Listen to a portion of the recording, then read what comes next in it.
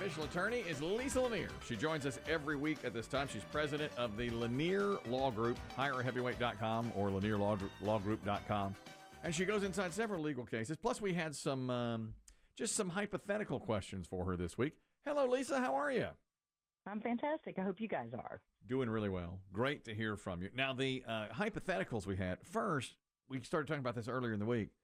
If a bank robber goes into a bank and slides the teller a note simply saying, "Give me all your money," but doesn't say, "I have a gun," and doesn't intimate that he has a gun, that wouldn't be considered armed robbery, would it?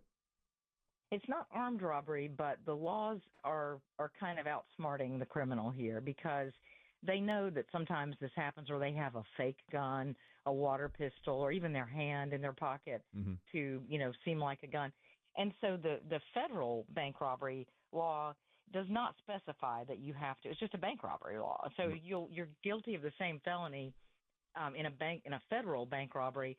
It's just an aggravating factor if you used a weapon. So you get a longer punishment, a worse punishment. State laws often have just plain bank robbery, and then they have armed robbery as an escalated version of that. And then there's a thing called strong arm robbery that many states have, which is the very fact that you come in, with like a mask on and you're, slipping. Just that very fact of doing that is intimidation, and that makes it a strong arm robbery. And so the laws are way too smart for the criminals here. So strong arm robbery is not, as I pictured, a oiled up fella just coming out from the gym in a tank top. Well, it is kind of that, but with a ski mask and a note. Show the pythons. Show the python. Like the Hulkster tearing off his shirt. That's right. Homage to May He Rest. And for you, as you were describing that, I thought, well, what if my note said, I would love it if you put a lot of money in a bag and gave it to me. And then what if the teller said, "I'm not going to do that," and you're just like, "Okay, thanks. I'll try." Worth a shot. I don't know that. I mean, have you done anything other than ask for a little money? I guess that's also. That might be the clever way to do it. I'm hungry. I need some lunch money. It'd be great if you put, a few $1,000s in a bag and handed it to me. All right. You're right. I knew you'd know, and they've outsmarted us. Here's the other hypothetical we had. If a parent signs a waiver at a trampoline park like Sky Zone. This came to us from an advice columnist.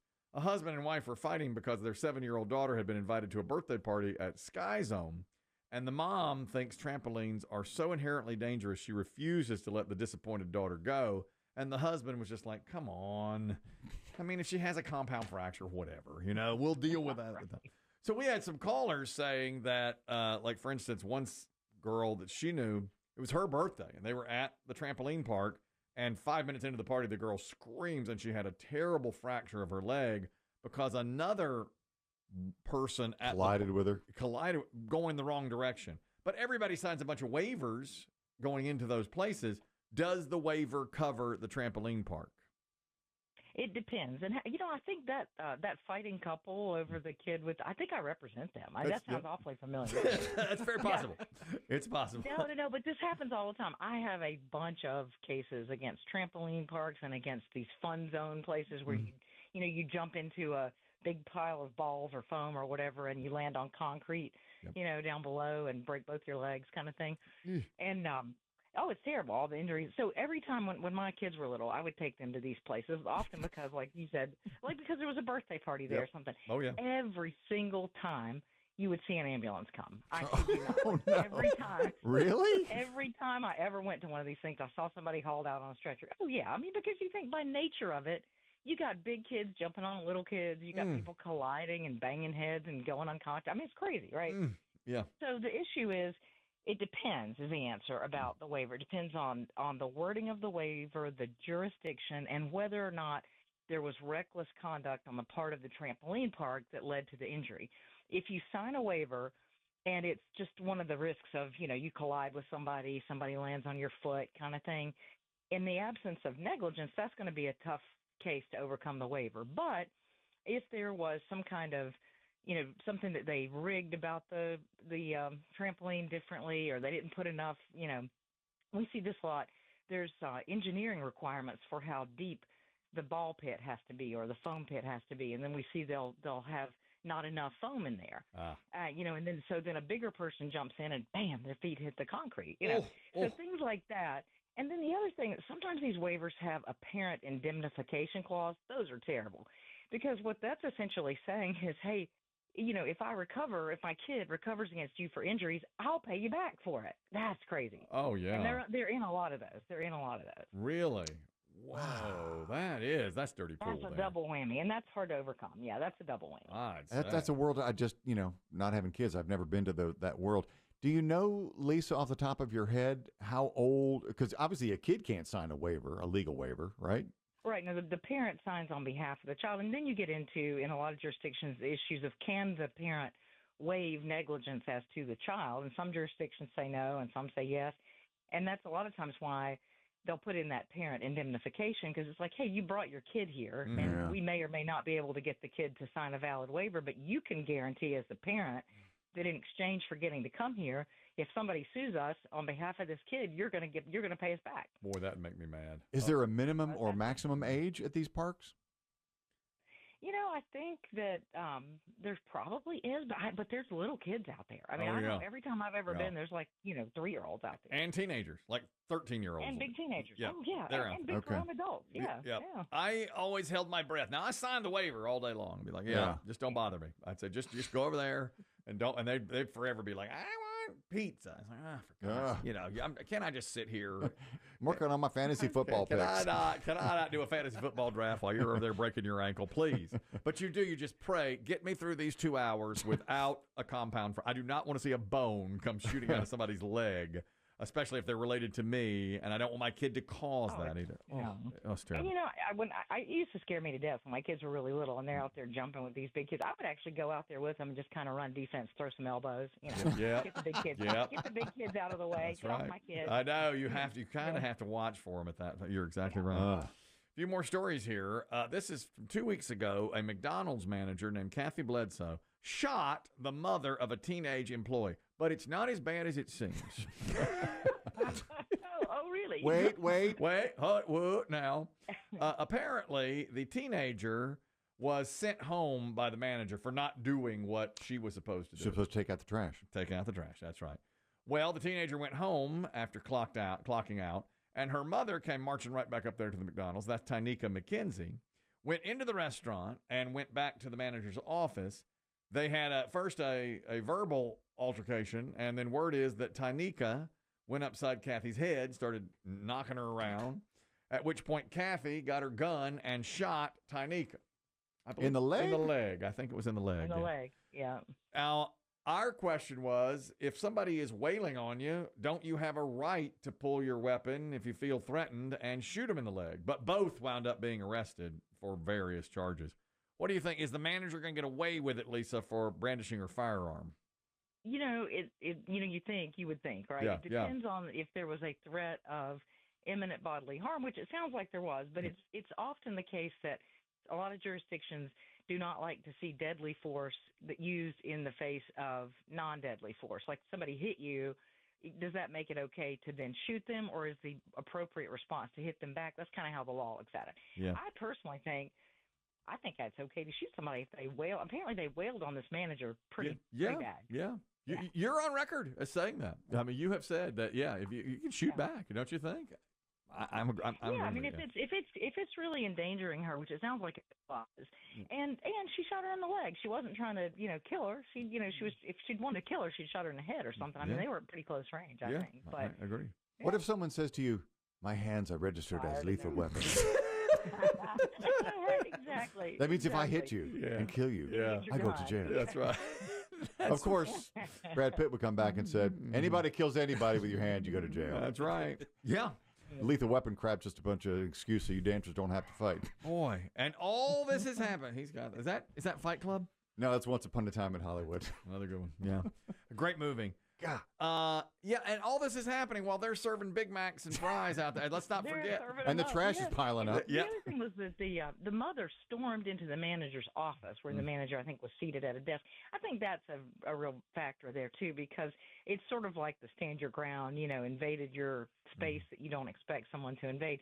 Now, and if it's a jurisdiction that has a stand your ground, coming in like that does allow the use of deadly force. But here they have arrested everybody, I think, and they're all getting fired. And, the heck of it is all this stems from this kid who would not take out the trash and was told to clock out. And then mama comes and goes, that's the part that almost galls me worse than anything. Yep. Is this kid not doing their job. Right. And what mama should have done is said, well, you need to go back there and apologize and do your job. Go back there and take out that trash. Yeah. That's right. Go take it to them. Is that a Whip of Kids comedian making an appearance? Yes. I'd bow up my neck at my kids and say, well, no wonder she sent you home. Why don't you go back there and do your darn Don't you job? take your kids' trash out? I do. My kid, her one job. You have two kids who had the same job. One job. Take out the trash. Who takes out the trash? Daddy does. Daddy takes out the trash. I can't tell you how many times I have rolled cans to the curb and back. God darn these kids. And then where are they? This is the last time. Exactly. And you know what they're doing? They're at the pool. Oh, UV index, she says. Got to get my tan, she says. Unbelievable. Don't get me started on this. I'll take them to the trampoline park. That's punishment. We'll sort it out. That's punishment. That's right.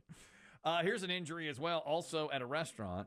It involves Elon Musk's newly opened Tesla Diner in Hollywood. This we think is a good idea. It's a place you can get burgers and fries and shakes while you charge your Tesla. Although what a great idea. Yeah, the reviews are not great, though. The reviews are not good. The food was apparently just mid. Yep. And they almost killed a diner Monday. That was the problem. Yeah. A woman and her husband were eating, and some sort of patio covering fell on her head. I think it's a shade, right? Yes, some sort of shade. I think it was an awning or shade, yeah. Fell on her head, and she's ready to sue. They're ready to sue Tesla. He's got money, right? Elon Musk still Mr. has Musk? some. He has some money. Richest person on the planet? Yep. So they're suing him. How much are they going to get out of him? I would think a lot. Don't you think, Lisa?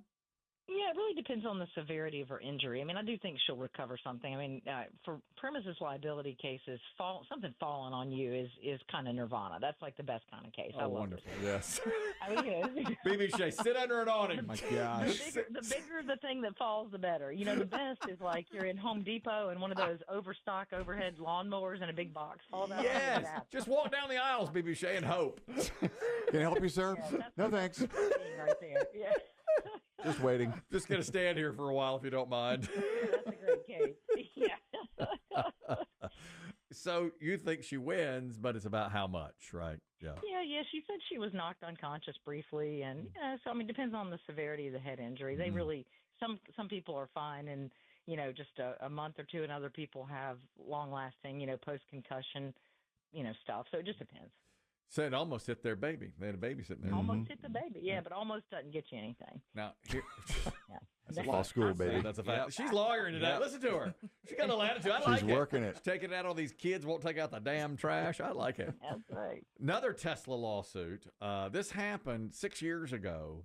A guy was driving his Tesla near Key West, Florida, and it was on autopilot, which, of course, Chris Demm is championing. He likes the autopilot feature.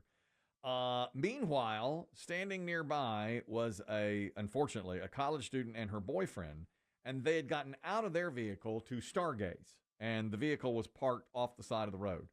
This guy comes through. I think he dropped his cell phone into the floorboard, but it's Tesla guy? Tesla guy. He goes down to get his phone off the floorboard, but it's on autopilot. He's driving, it's auto. Well, and he trusted the autopilot would see anything in its way, so he took his eyes off the road for a while. It did not see their vehicle. It did not slow down. It hit their vehicle, which knocked into the college students, badly injuring the boy and killing the female college. Yeah, it knocked her 75 feet, killed her. A terrible story. The family is now suing, as you can imagine, Tesla. And the guy's like, look, I trusted Tesla. I trusted this product would work. Who's at fault here? He settled with them, but Tesla is on the hook. Is that right? Yeah, and Tesla's taken it to trial at this point. The sort of the cards, if you could kind of read the cards, the judge allowed some of the claims to go forward, which means that they seem to have some merit. And eventually may not necessarily prevail, but they on their face have some merit.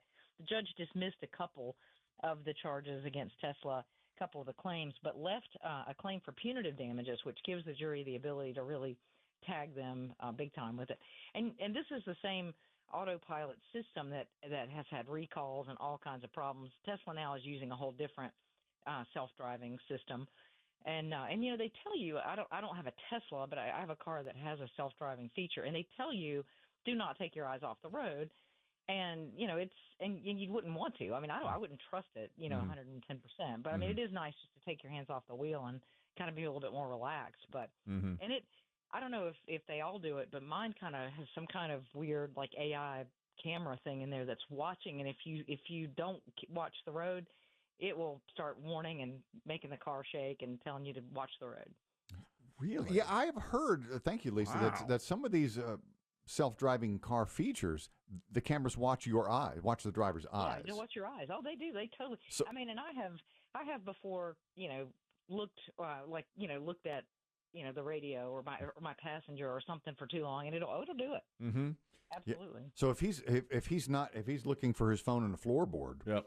He's not where he's supposed to be. Feature. Yeah, if it had that safety feature, it ought to have kicked in. Yeah. And, but I bet 6 years ago it didn't. I bet it does now, but didn't then, You should not be staring at the radio, Lisa. Leave it on one place and one place only. I do. I like to leave it on that one place. Don't ever. If you're traveling a long way, then you lose the signal. And then you got to start messing with it. Rip the knob.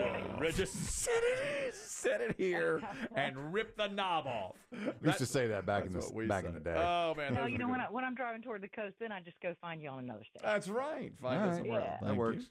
Now, one more quick story today. This is the mother, emergency Lisa Lanier. We just got this story this morning. The mother of a 2-year-old girl who was attacked by a river otter at Bremerton Marina in Washington State has filed a lawsuit against the Port of Bremerton, claiming gross negligence. This happened last year.